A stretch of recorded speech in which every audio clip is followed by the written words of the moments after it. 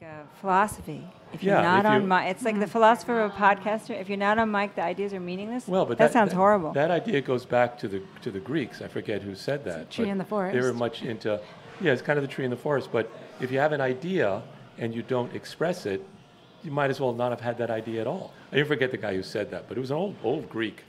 Or maybe he was young when he said it. He's no longer with us. But his ideas are still there, so. You ready? I'm ready. Okay. Big changes in Albany this year as the Republicans and IDC, the Independent Democratic Conference, are out and a functioning legislature under Democratic control is in. About a year ago, on BCR number 10, we talked with the women leading two important grassroots political organizations that were key in those changes, True Blue New York and Indivisible Harlem. And today on Bar Crawl Radio, we've invited two of the leaders of those organizations to talk about getting rid of the IDC and a new initiative for a green New York City and state. And so with said that, you're tuned to Bar Crawl Radio wherever you get your podcasts, and here we go.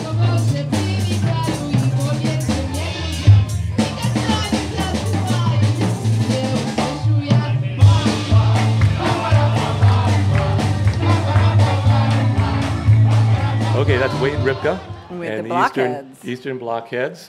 He introduces our show. This is Bar Crawl Radio number 48, and with us now on the Gephardt Beer Culture Porch are two, I would say, powerful ladies. I think so. It sounds like it from learning about them. Nan Fessler spent most of her life in Los Angeles.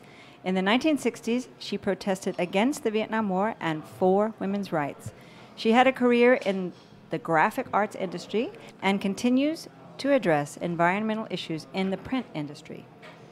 Ms. Fessler, is that how you say it, Fessler? Yes, you have it correct. Ms. Fessler moved to New York City about 3 years ago and has been an active member of Girls Learn International, an organization that advocates for middle and high school girls' education, as well as Indivisible Harlem and We Act, an environmental justice group. And with us also is Mia Perlman, a sculptor known for her site-specific cut paper installations and public art projects.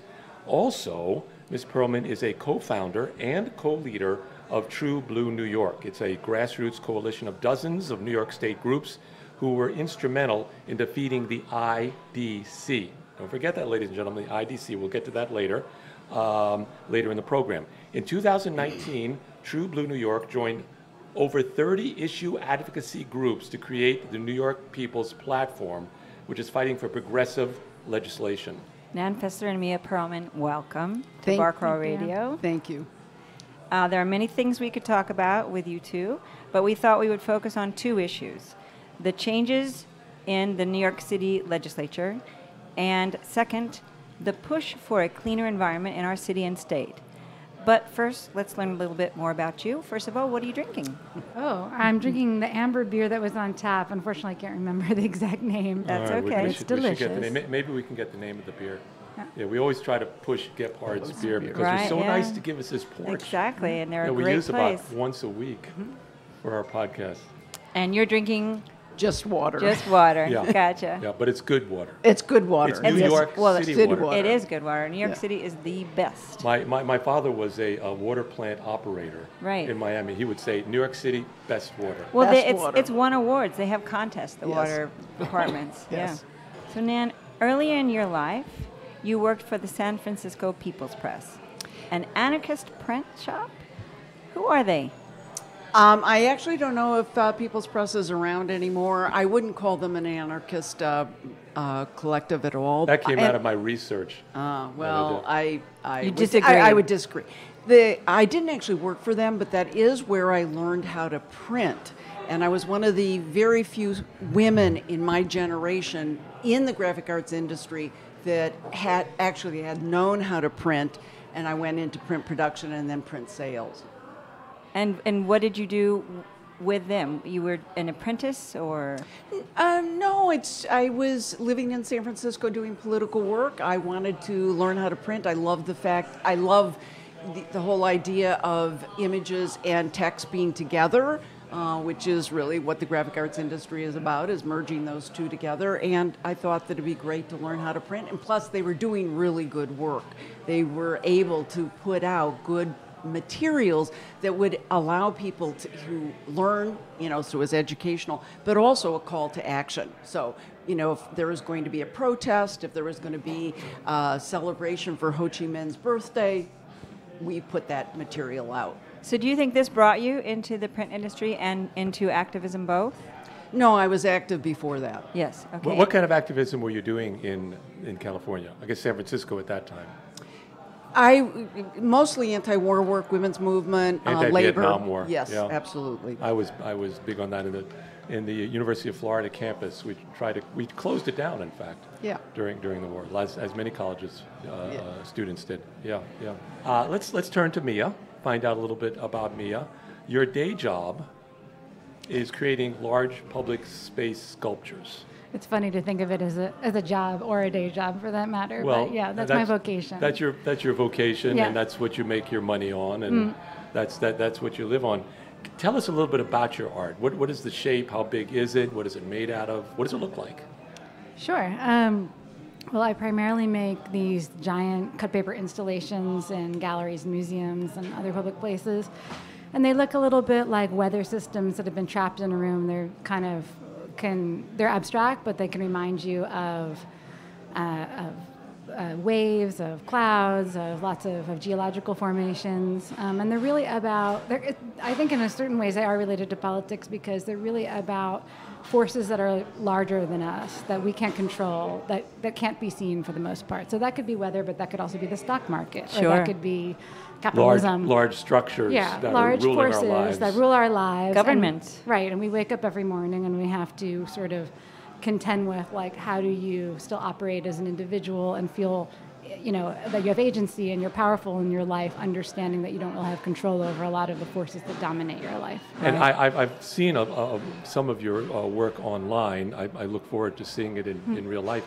Are you working now on a project for MGM Resorts, or is that done already?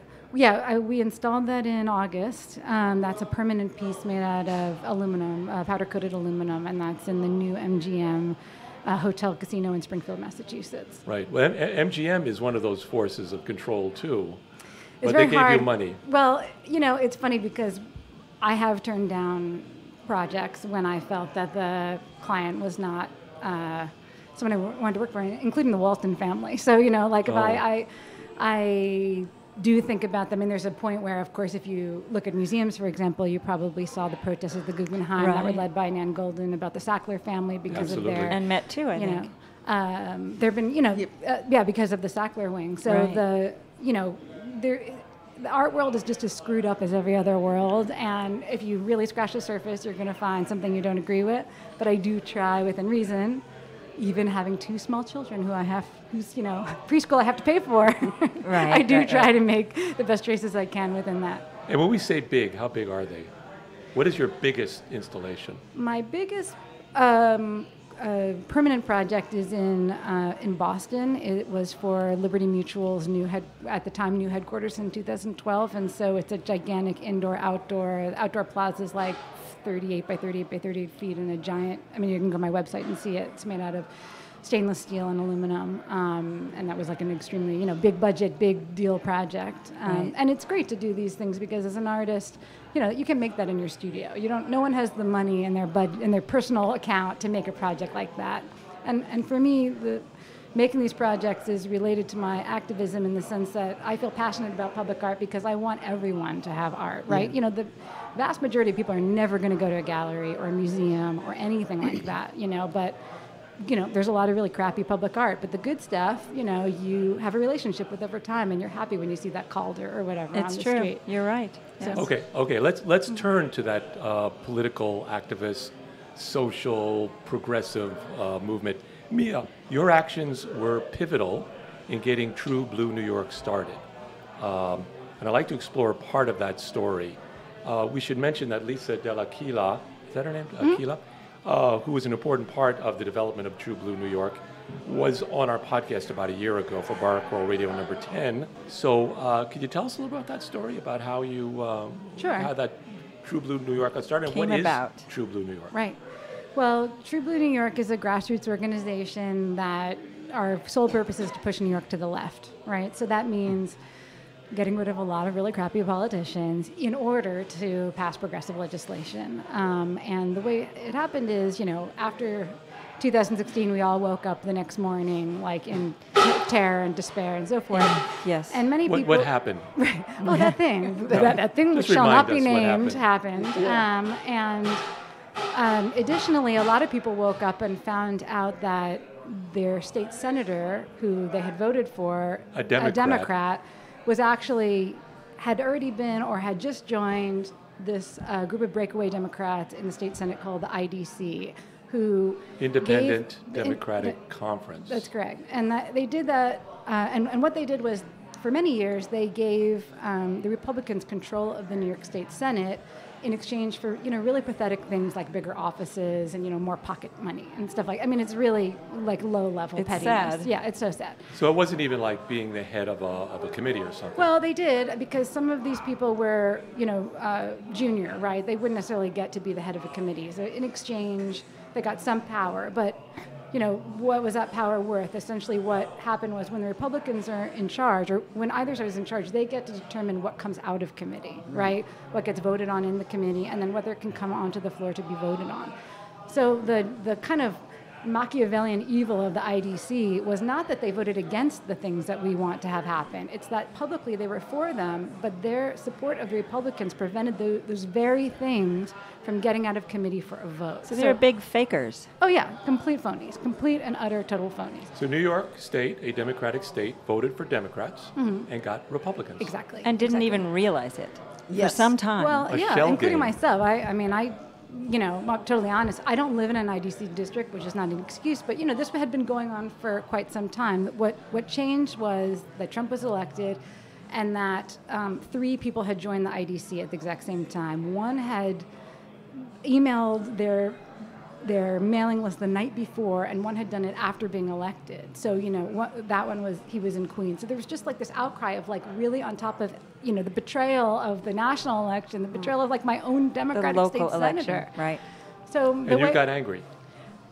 A lot of people did. Yes, a lot of people got angry. And what happened was, I live in Ditmas Park in Brooklyn, and I had heard about this thing called Get Organized BK, which was like a kind of get-together started by a New York City councilman, Brad Lander, who's part of the Progressive Caucus, and his district includes Park Slope. So, everyone in his district was like, Brad, what do we do? What do we do? So we called a meeting at a local synagogue, and the first meeting, 1,500 people came to.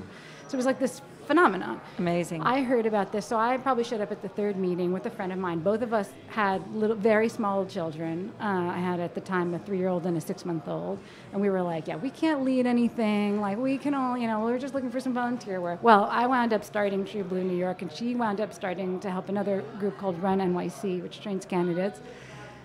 So that didn't work out. But in any case, I had met other people there. But True Blue New York really went someplace. I mean, it became known. It is known. Well, it's really amazing that when you have the right idea at the right moment and you find people who really want to invest their time and energy to make it happen, things can move very quickly. And what I think we've all seen, and I think Nan probably experienced this too, is, and I know I've heard this from assembly people and senators and people in Albany who've been there for a long time.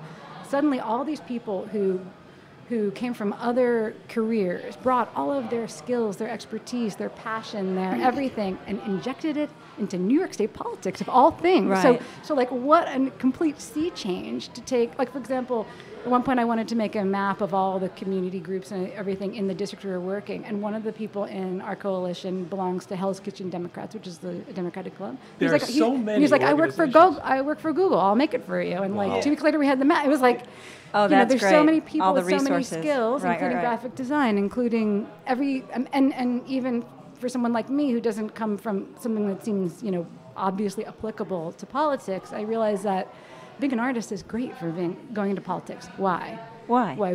We don't care what anyone thinks. We're Oh, used there to you working go. for free. There you go. We're used to having crazy ideas that no one understands and getting people on board with them, right? We're like, so You're passionate. Yeah, we're not scared of failure. We're Yeah. passionate. So it's like actually the personality type of somebody like me who's making these crazy installations that really, like, why would I do that? is perfect because I can What a crazy convince way to people. make a living. Right. I mean, Yeah. whether I make a living on it, it goes up and down. But It seems to yes, be the that's sanest goal. way of making a living. Well, all I can say is that I was very surprised to see that my skills translated into things that were useful for politics. And of course, I do a lot of graphic design now as well because I'm the only person at True Blue who knows how to use Knows how to Photoshop do and it. Illustrator. So I wound up getting that job too. There you go. What is your break between working on your sculptures and working in True Blue? What is the time? Is it mostly Yeah. one with you? Well, the way my art projects work, my work is very project-based. So, a lot of artists, they just work they make their paintings, and every day they go to the studio and they work on their paintings, and it's sort of like little by little. But because my work is site-specific, that means it's made for a particular place. It's very project-oriented. So it's like this museum calls me, this client calls me, Right. this. So I have this sort of like fallow periods where I'm not really working on much, maybe some ideas, but it's not actually producing, and then I'll have to ramp up like right now I'm working on a project that's going to be in Vancouver, and so I have to ramp up really quickly to like get it going Right. for the deadline. So everybody at True Blue understands that, okay, well, Nan has to go do this now, Yeah. but she'll be back. Yeah, and we all have things, and I mean, especially because I have really small children too, so, but what happens is, it's so much fun. I've met so many interesting people who I never would have met otherwise. And it feels really good to be doing something that, in a time where we all feel so powerless, right? It's great to feel like, yeah, I'm actually doing something. And maybe it'll have an effect or not, but at least I'm doing something and not just sitting on social media complaining. Well, I think thanks to True Blue, a lot of New Yorkers feel more powerful now. Well, that because makes me we were very happy. betrayed and it was turned around. Well, what I always tell people is, listen, the 4 women who started True Blue, none of us had any political experience. None of us came from a related field. None of us had run a campaign before. And if we could do it, anybody can make a difference in New York politics. They look at me and say, she's a sculptor. Why is she doing this? Like, Right. if I can do it, anybody can. So how about you, Nan? What's your passion with Indivisible Harlem? Why did you join their work? As I had said earlier, in my earlier life, in my 20s, I was so involved in the anti-war movement and the women's movement, etc. And then at a certain point, I had to go and say, exactly, the revolution isn't happening right now, and I better get a job. So using what I had learned in print and move forward into the graphic arts industry, I ended up selling and doing mostly sales and marketing for small entrepreneurs and then major corporations. So I ended my career with International Paper. So the years that I lived in Los Angeles, while I participated in politics through giving money, going to some events, it wasn't the day-to-day that I did through my high school years and through all of my 20s. I think that's true for a lot of us. Yeah, absolutely. So in moving to New York, one of the things that I knew I retired and moved to New York is that I knew that I would be able to throw myself into the cultural life of New York and also back into politics, which has really always been my first love. And if you've been in sales and marketing, then one of the things that you can be a little better at than maybe other people is canvassing, campaigning. I was out last night with Josh Daniels, who's part of Indivisible Harlem, really one of our leaders. We were canvassing to get petitions signed for the CCPA, the Climate and Community Protection Act. So we stood at Broadway around 148th last night and got 60 plus signatures just standing in front of a little coffee shop called the Chip Cup.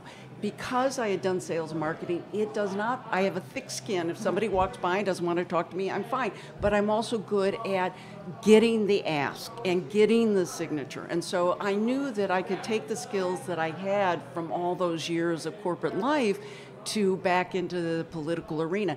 And Indivisible Harlem. Yeah, what do they do? What do you do with them? Well, I think we all do kind of the same thing. While we have individual kind of interests, and some people are more interested in immigration, others will be interested in healthcare. My interest has been always in the environmental sphere, and so we try to. Those of us who have those interests try to bring our passion and interest and then knowledge of that into the group. And then what's really been great is Indivisible Harlem is part of something called the Uptown Coalition, so that connects us with the Indivisible or Indivisible type groups that run from like Hell's Kitchen up to Inwood. And then we're also part of the True Blue Coalition. You're all kind of interlinking. That's correct. Because I mean, I go on your websites and one is linked to the other website. Correct. Right. I know your website, Indivisible Harlem, is linked with We Act, which we want to talk about. Now, both Indivisible Harlem and True Blue New York had a common goal over the last few years, and that was to get rid of the IDC, Independent Correct. Democratic Conference. And we talked about the Independent Conference and about what your organizations did to throw them out. What do you think was the most effective thing you did, your organization do, to get the IDC out of office? I think for Indivisible Harlem is that we were so consistent at being out. We were mostly supporting Robert Jackson against Marisol Alcantara, and we were out not just once a week, but 3, 4, 5, 6 days a week. Various, we all took turns and literally standing on corners, knocking on doors, writing dear neighbor letters. All of that made an impact. And the thing is, at first it was a little tough because you go, IDC, I mean, very few people. They didn't know. They did. Very few people did know until right up to the end. We didn't know. No, so there was a little bit of an explanation of that. I mean, we did the petitions to get Robert Jackson on the ballot, and then actually campaign for him. So I think the persistence and the passion that each of us had to right a wrong. And Mia, was it persistence? Was it getting out there, that face-to-face thing? That Well, True Blue's role is a little bit different. In the beginning, when I was standing at this GOBK meeting and I started to meet all these people, like, we should really do something about the IDC, and I was like, okay, so let's do it then, so I sat down with my 6-month-old in my lap, and I made a logo, and I came up with a name, and I made a Facebook page, and all this sort of stuff. I was like, okay, then let's do it.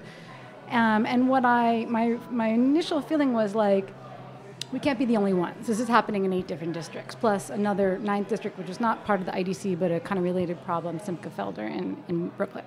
And so I started calling around, and that's how I found Lisa Delaquila, is that I called somebody in Queens or whatever, and they said, do you know anyone in Alcantara's district? And said, you should call this person Lisa, she's amazing. And so it was just a matter of finding people in all the districts, and then this was happening simultaneously as all these indivisible groups were forming. It was right at the time when they sent out that initial Word doc or whatever it was, a Google doc for how to be an indivisible group. And another thing that was obvious to me was all of these indivisible tactics were amazing, but they were very tactical and not at all strategic. It was like, what's the difference?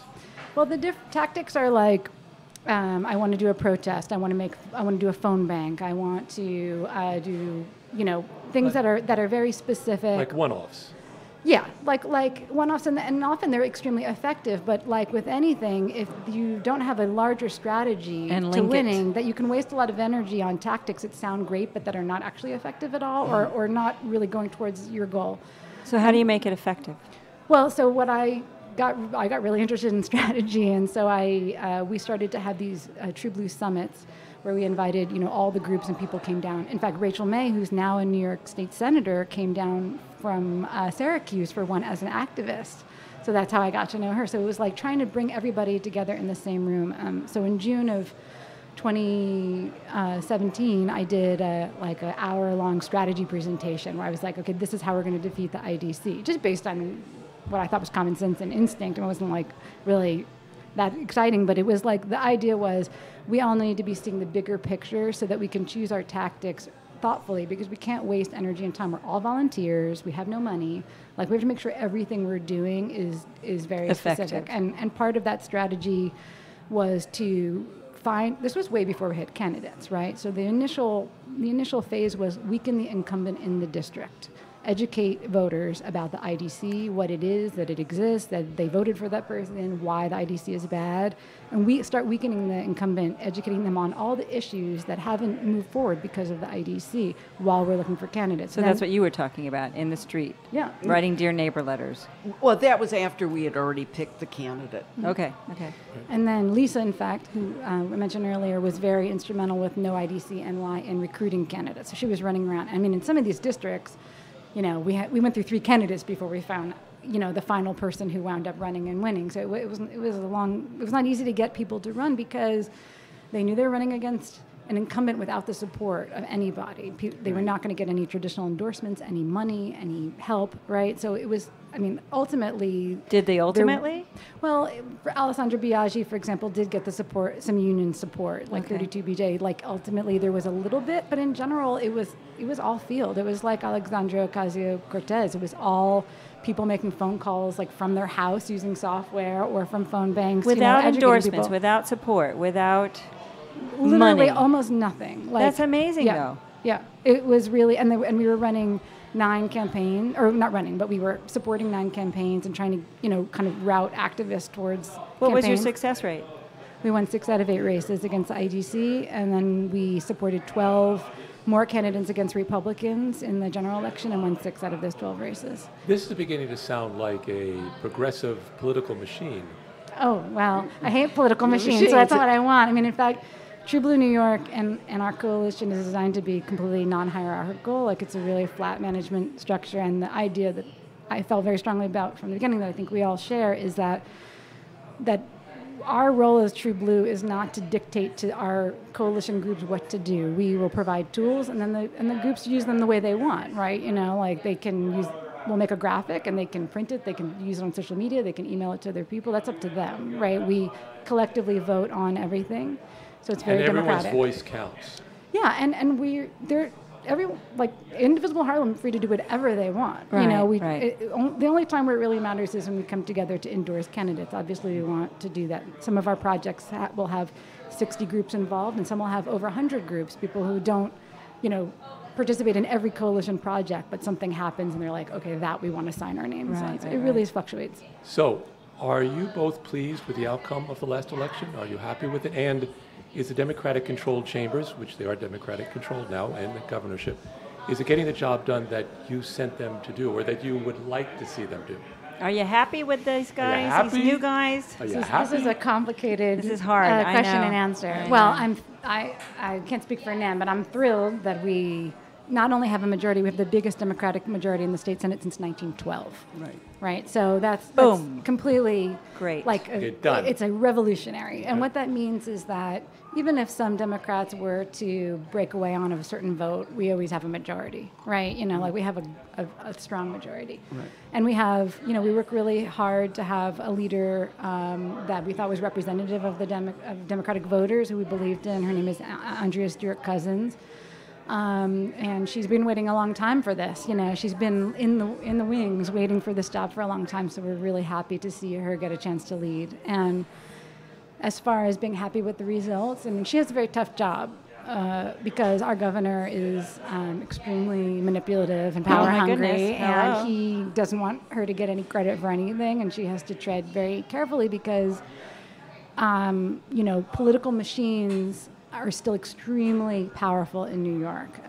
It's not exactly Tammany Hall, but it's the vestiges of Tammany Hall. And for example, Carl Hastie, who's the leader in the assembly, is part of a very strong political machine. So her job is not easy to corral all these Democrats, but I think she's doing a good job. And I think, honestly, it's really up to us to hold them accountable. It's like she has to do her job her way, within the parameters of what she can do. It's our job to say, no, it's not enough. You can go farther. We don't believe your excuses. We think that more can be done. And Nan, are your group pleased or not? Yeah, overall, I think with the folks that actually won against, what we call the IDC challengers, we're overall very happy with them.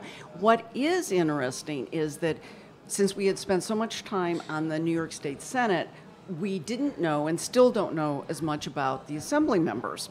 And so what we've seen, you take the CCPA, the Climate and Community... Which we will get to right, after Yep. the break. Yep. at Climate and Community Protection Act, it had passed 3 times in the Assembly, but when the IDC Senate members, along with the Republicans, didn't vote for it, so Right. it never became law. Right. So in some ways, some of those Assembly members could vote for it, knowing that it was going to be killed. But they got to go on record that all right, I can get a great score from League of Conservation voters, Got et cetera, et cetera. So now one of the things that we're looking at is trying to understand and to actually spend a little bit more time with our Assembly members and get a read on them. And I think that some who are not performing well may have challengers in 2020. There Oh, you yeah. go. Be warned. Forewarned. Be We are Bar Crawl Radio. Today we are recording at Gephardt's Beer Culture Bar on West 72nd Street, across the street from the mortuary and down the block from Papaya Hot Dogs and Trader Joe's. We will be right back with guests Mia Perlman of True Blue New York and Nan Fessler of Indivisible Harlem.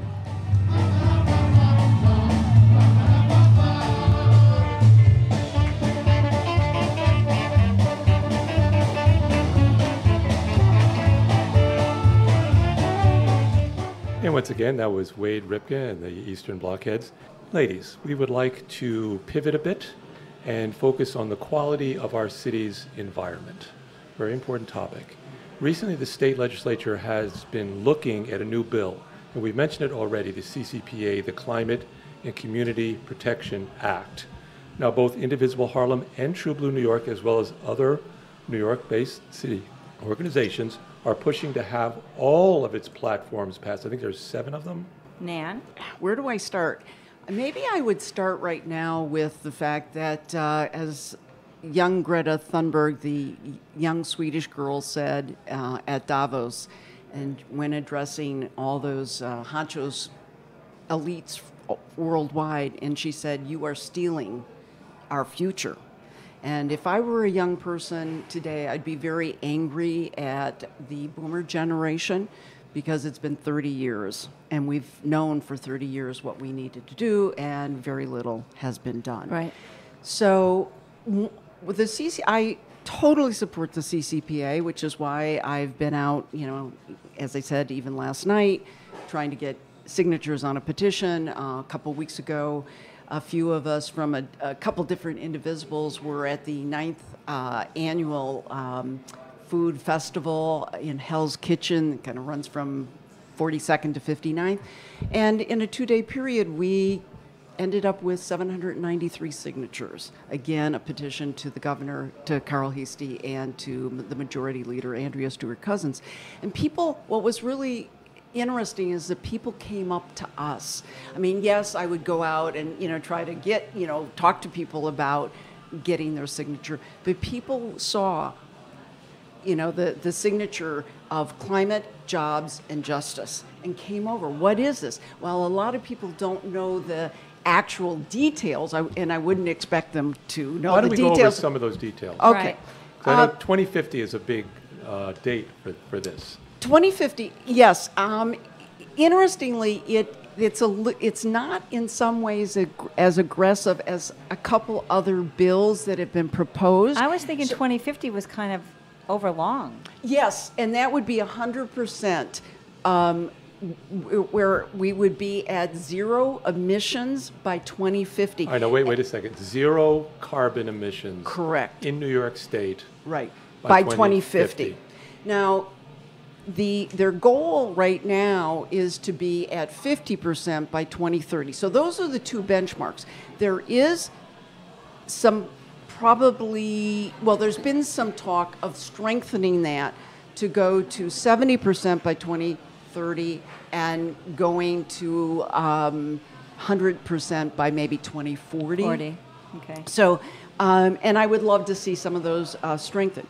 But a couple of things that are really, really strong about this bill, not only obviously reducing carbon emissions, but in reducing carbon emissions, you're also going to have a much healthier population. So when we look around the state of New York, and particularly in the city, in the 5 boroughs, you're going to see that there's a lot of environmental pollution. And with that pollution, you end up with higher rates of asthma. Those higher rates of asthma have been basically in areas of communities of color and in low-income communities. Why is that? Because they've cited many of the polluting power plants or a marine transfer plant, not in, as I say, the Upper East Side, or, it will be in areas where, like the Bronx or in northern Manhattan. So with that, if there's more pollutants in the area, the neighborhood you live in, more particulate matter, you are more likely to get asthma. So that's measurable. It's measurable, absolutely. So with this, if the CCPA were to actually pass, and we're keeping our fingers crossed on that, yes, the asthma rates would actually come down. So there's a healthy communities aspect to this when you get rid of fossil fuel. The other thing that I think is just, it blows me away, because I've never seen this in any state legislation. We've seen some good. In fact, I think the New Mexico just signed a bill. The governor of New Mexico just signed a bill to also, have renewables by 2040, 100% renewable energy by 2040. But what they don't have is this aspect of environmental justice. So this bill deals with environmental racism. So 40% of climate funds are slated to go back into communities that have been polluted and impacted the most by climate change. 40%. What would the funds be used for? That actually hasn't been detailed out yet, but those areas have been impacted the most. So whatever it's going to be, whatever they actually design, and that's one of the things. Remember that the CCPA is not detailed down to the last little sentence and period. It is a framework, but there's a commitment to doing that and to also making sure that as we move to, a green new jobs, that those areas that have been impacted the most, the people in those areas and people that are in the fossil fuel industry, that there's an ability to them to move to what we call just transition. To shift over so that they're allowed to move into, jobs that pay well and at prevailing wages. And there are other organizations besides your two organizations that are working on this. One is We Act for Environmental Justice, which I know your organization is linked with and is working for. And I love that term, environmental justice. Part of that, getting our environment cleaned up, is getting industry, but remember who are the people that are suffering. And Mia, I noted that True Blue New York, another organization that you're connected with, is New York Renews, and you connect with that. Do you know what New York Renews is and what they're doing? Are they doing anything different than We Act for Environmental Justice? You might be able to answer that better. I don't know what We Act is. I'm just going to clarify this. So New York Renews is an umbrella organization, and so they're the ones that help to write the CCPA. And they've been working on it. So inside the New York Renews, there's 160 plus organizations. So the Indivisibles, True Blues are part of it. We Act for Environmental Justice, Sierra Club, SEI 32BJ is a member, faith-based organizations. So it's a huge umbrella, and it's upstate and downstate.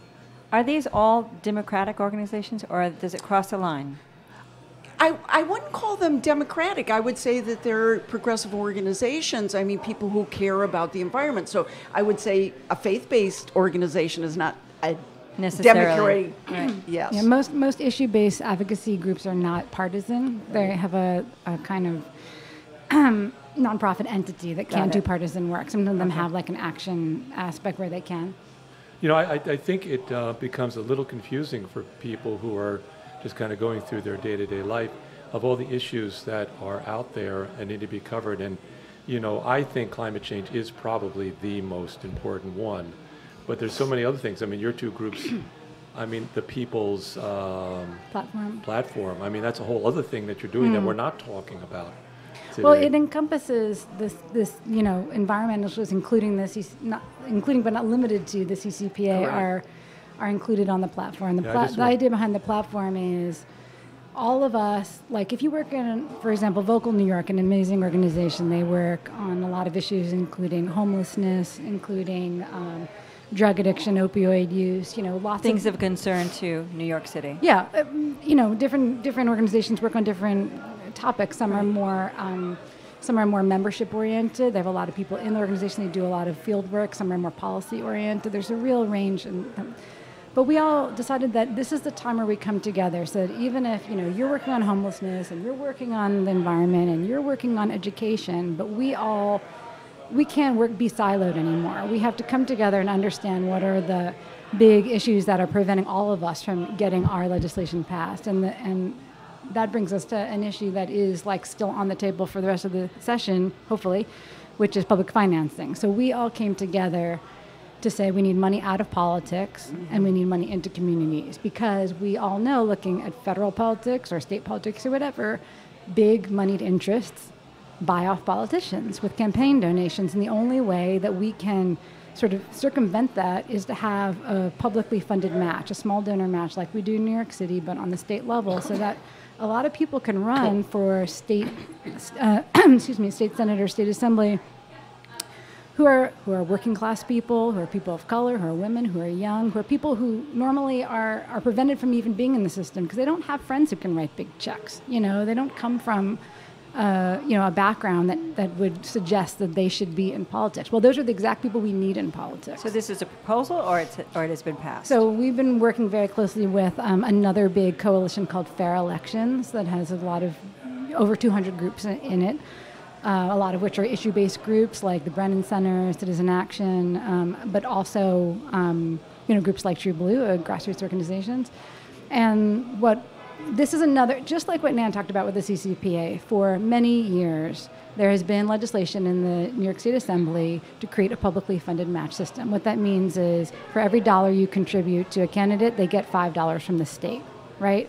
That also limits the amount of money they can raise and the amount of size of the donations they can do. So it basically keeps money out of politics. Well, all these assembly people have voted for it a million times. Over 80 people had voted for it. Now we could only get 40 people to go on the record. So it's really where the rubber meets the road that we see what people really believe in. And unfortunately in the assembly you have a lot of incumbents who very happily have been taking real estate money and other kinds of donations for many years. They've never faced a primary because they're part of the machine. They've never faced a Republican because they're in a district where a Republican can never win. Well, why would they want to make life harder for themselves and have public financing? That means they might actually have to face a primary. So this is another example similar to the CCPA where we're seeing what we really have to work with in the New York State Assembly. How clean or dirty is the air in northern Manhattan? Where you're living, is it getting better or worse? And what's contributing to the air pollution in that part of our city? I would say that it might actually be getting a little bit better, but don't quote me on that. I'll tell you why. Many of the buses now are hybrid, so that really makes a huge difference. I mean, when buses were all just diesel, you were talking about a lot more pollutants and therefore, particulate matter, which contributes to asthma and other respiratory diseases, also heart disease. Mm-hmm. So when we're looking at, these hybrid buses and in electric buses, and as we move more and more to electric cars, it will make a huge difference to the air quality in not just northern Manhattan, but throughout the city. And is that part of the CCPA to move in that direction? Well, it is in the sense of moving away from fossil fuels. I mean, we really need to if I had a magic wand and could end it tomorrow, I would. It's not realistic, but we need to move off of fossil fuels. I think one of the platforms of the CCPA, the way I read it, was one in which you are considering the fossil fuel worker. In other words, that worker that needs the fossil fuel in order to have a job. I don't know whether it's the fracking worker or the person that is doing a refinery in New York State, but those people need to be on board with this. Correct. Yeah. And it's a very interesting thing. I am part of 350.org's listserv, and so every day there's postings of very, very interesting articles and conversation back and forth. And one of the things that has always been a push-pull has been, there's kind of this classic thing of environmentalists on one side and the unions on the others. And at times they match, and other times there's fights. I mean, when we were fighting, Keystone Pipeline, there were a lot of construction workers who very much wanted that to go through because they saw it as good paying jobs for a limited period of time. Yeah. And so, yes, there's always got to be more work on the part, I think, of the environmental advocacy groups to reach out and to form a partnership with the unions and also really talk about, moving them. I mean, it's amazing. We're not making buggy whips anymore. I mean, no. life and we're goes not going on. to be using coal anymore And either. we're not. And we know that, coal plants have been closed down both because Sierra Club has a really good program called Beyond Coal that's been able to, have coal plants closed down. But those men and women need to be taken care of. True, and I think as a society we need to do that. The other thing is that's also closed coal plants is that, I mean, I hate this with the natural gas because I'm not in favor of fracking either, but the market, quote, the free market has also closed down the coal plants because natural gas is cheaper and cheaper Right. to provide. Right. So, I mean, but I do agree that there's got to be a better marriage between environmental advocacy groups and unions. Okay, well, speaking about the environment, you were in the print business and have and continue to advocate for an environmentally safe print industry. Paper contributes to the climate problem, right? And so, can the print and paper industry be part of a sustainable environment? Yes, I am going to admit somewhat of a bias, since I spent many, many years in the print industry. And the one thing about paper that is very different than plastics is that a piece of paper is, if it had been from a forest that has been responsibly harvested and sustainable, then it is a renewable product that will actually compost and can be recycled. The actual paper is made from tree fibers that are about the size of a grain of rice, and each time it can be reused up to 4 to 7 times depending on the tree species. So it's a very, very, very different thing. Now, do I really subscribe by avoid, reduce, reuse, and then recycle. So if you don't need to print something out, don't do it. But paper, very different than plastic, that can take, thousands of years to disintegrate if it really ever does, and most likely is going to end up in some whale's stomach in the first place. That piece of paper, in fact, that's right in front of you, if it was left out on the sidewalk with sun and rain, it will disintegrate. And trees or forests can be sustainable. They're sustainable, and they're important because they're also a carbon sink. So the reality is that, again, the key thing is, where is the paper coming from? Is it being responsibly harvested, and then is that forest being replanted correctly? And you speak on this. This is one of your topics that you relate to because your whole life was in the paper industry. Paper and print. And print industry, right. And the climate issue affects forests, though, too. Yes. We've been talking to Rafael Espinal, who's a council person from Brooklyn. Right. And he's one of his big things is getting rid of plastic straws. Right. Which we have paper straws. And I'm using a paper straw right now. Look at that. Very Yes. good. Did you bring that yourself? That paper No, straw. here at Gephardt. Gephardt has paper paper straws. straws. Yay, Gephardt! Wow, that's great. We're going to bring up one more topic and bring the hour to an end here. And I know this is a political question, so I don't know how far you're going to go on this, because maybe you want to just talk personally. Will True Blue New York and Indivisible Harlem be supporting a candidate for the presidency. We're in the primary season. Earlier this year, I think Indivisible Harlem hosted a meeting with New York Senator Kristen Gillibrand, who's running for president. Is she looking good to you, or who is? You know, that was actually put together by either Empire State Indivisible or Indivisible BK. And so there were only a couple people from Indivisible Harlem that were invited to that meeting. I know that Indivisible Harlem will not endorse until way after the primary. After the primary. After the primary. You know? Yeah. And because there's also disagreements amongst ourselves of Right. who we would support. I mean, when you've got 23, 24 candidates. Yeah, we have to narrow this down a bit. Yeah. But couldn't you help us narrow it down a little bit, Mia? Is there something Well, you I could do can to... speak for myself. I mean, All right. generally True Blue New York, when I say that, I mean the entire coalition only endorses state senate and assembly races because that's how we were formed. That could change.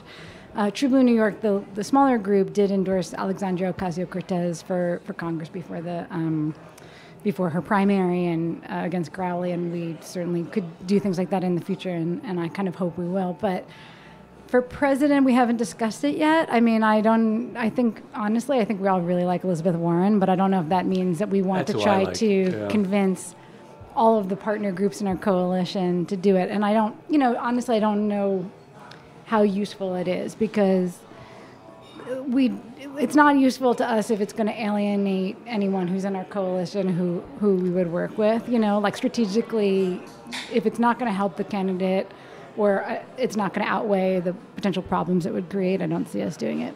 So no matter who wins the Democratic primary, your groups are going to support that person and not the other guy. Oh, yeah. Yeah, of I mean, course. that seems pretty clear. Yeah, Do we you just see hope it's just the guy. And Is not the anyone other guy. leaning towards environmental justice, environmental that you see that would lean you in a direction or not? I know Elizabeth Warren is. Jay Inslee is the kind of environmental candidate. Yeah, but for me personally, I think that some of the proposals that Elizabeth Warren and others have put out have been just as good. So the thing with Jay Inslee is that, and I'm happy that he's brought this up, and it's like his key signature that he's running on, and I'm pleased about that. But he's like running as a one-note person. And, again, I really love that Elizabeth Warren, I have the plan. And she has lots of plans. So Right. I'm I don't want to get into the weeds in political punditry here. Yeah. I was wondering what you thought about that, and I kind of think we got that. I think we got the opinion. Kind of knew what the answer was going to Yeah. be. Great. We want to thank Nan Fessler and Mia Perlman for joining us on this important conversation on ridding Albany of false Democrats and cleaning the New York City environment, especially for those communities most susceptible to the negative effects of climate change.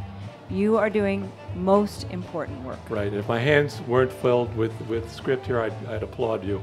I hope that Albany gets this bill passed, really do, and truly acts on it. It's a big bill, and it's going to cost a lot of money. Want to pass it for our grandson and all the children growing up in the northern part of our city. It is kind of crazy the direction this country is taking and sticking its head in the sand about this not pending anymore, but present and growing danger. It's huge. And the Democrats have to take charge of it because the other side is not.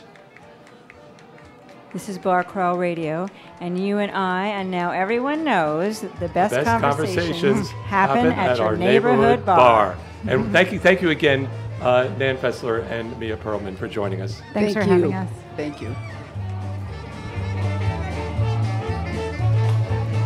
Wow, that was wonderful. That was so much fun. You fit a lot in there. I would be willing to come back. I was so. Well, Yeah, and I I printed out so much material because I said, you know it. if You they're don't gonna need it. ask me specific, what the legislation